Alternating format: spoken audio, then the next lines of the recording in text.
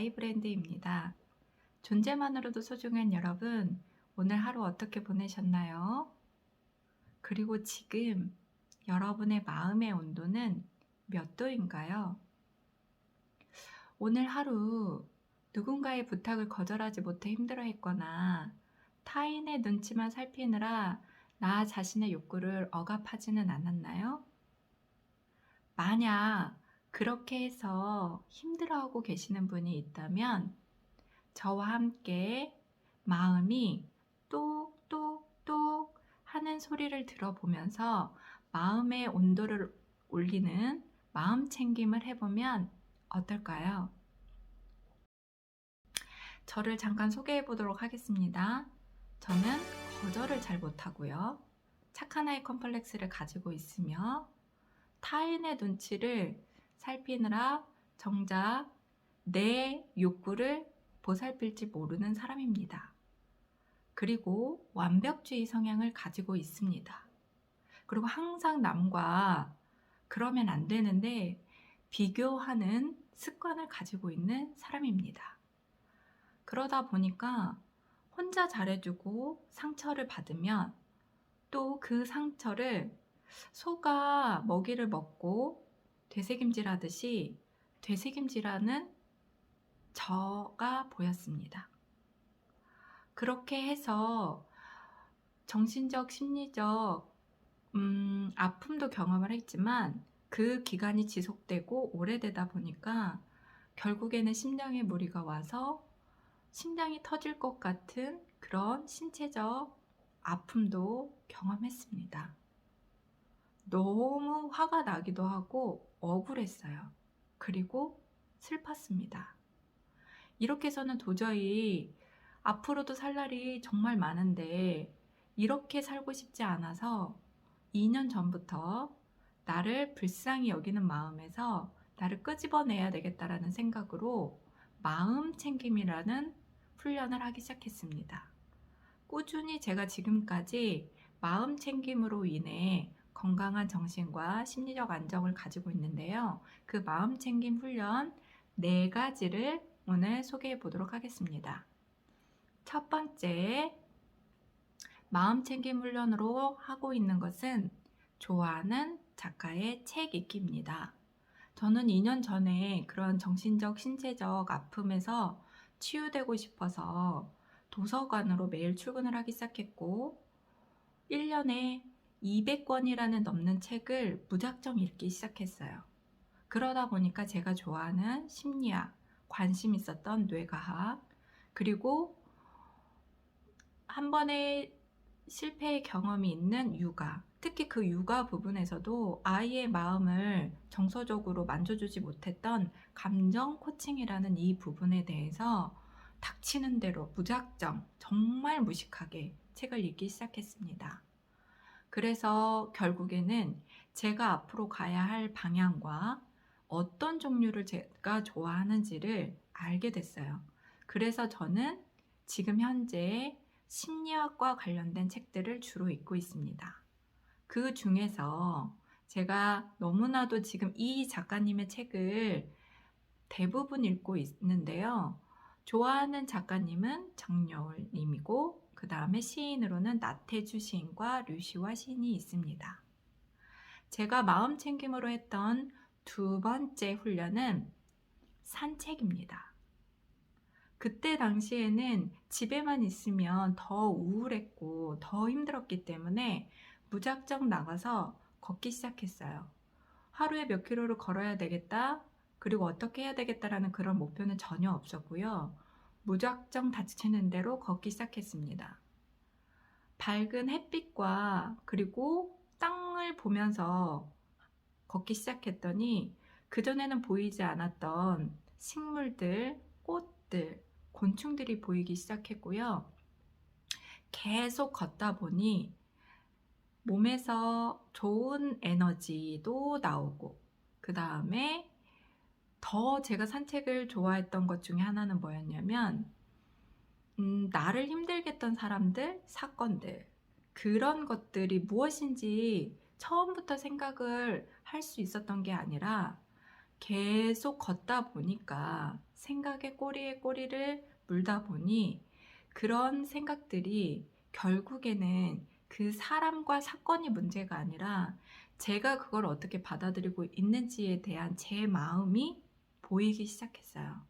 그럴 때도 너무 화가 났을 때는 음악을 들으면서 중얼중얼 욕을 하기 시작했습니다. 네. 큰 소리로는 말할 수 없기 때문에 노래를 부르는 것처럼 그 가사에 맞춰서 저도 임금님 귀는 당나귀귀라고 나를 힘들게 했던 그 일들과 그 대상들을 향해서 욕을 하기 시작했습니다. 근데 이게 생각보다 너무나 좋은 효과가 있는 거예요. 일단 몸도 가벼워지고 머리도 가벼워지고 그 다음에 마음도 통쾌하더라고요.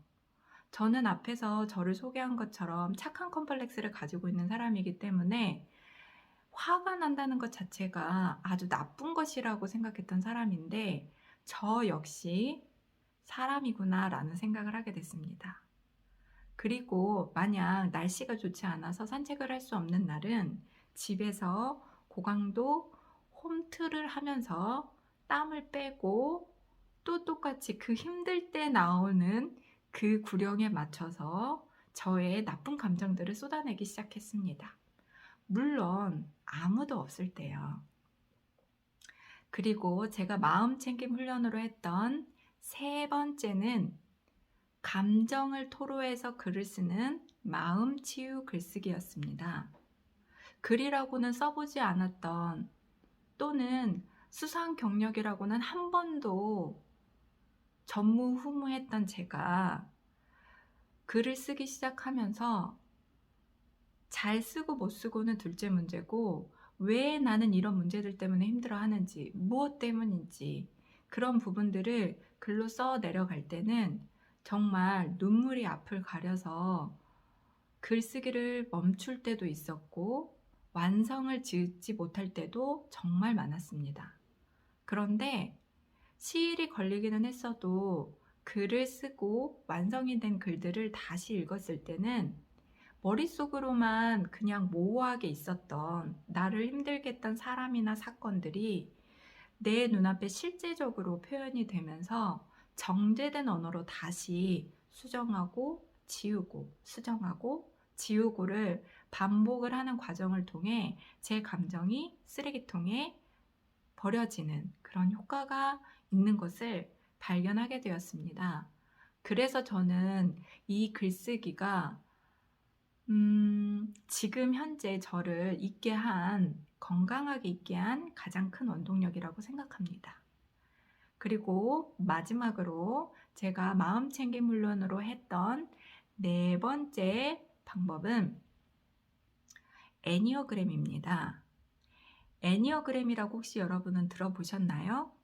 그 애니어그램이라고 하는 것은 내 성격의 뿌리가 왜 그렇게 되었는지, 나는 화가 났을 때 어떤 행동 패턴을 하는지, 그리고 내가 성장하기 위해서는 어떤 과정을 거쳐야 되는지, 자기 인식, 자기 객관화, 자기 훈련, 자기 성찰을 통해서 내 안에 있는 잠재 능력을 끌어낼 수 있는 방법을 소개한 심리학입니다.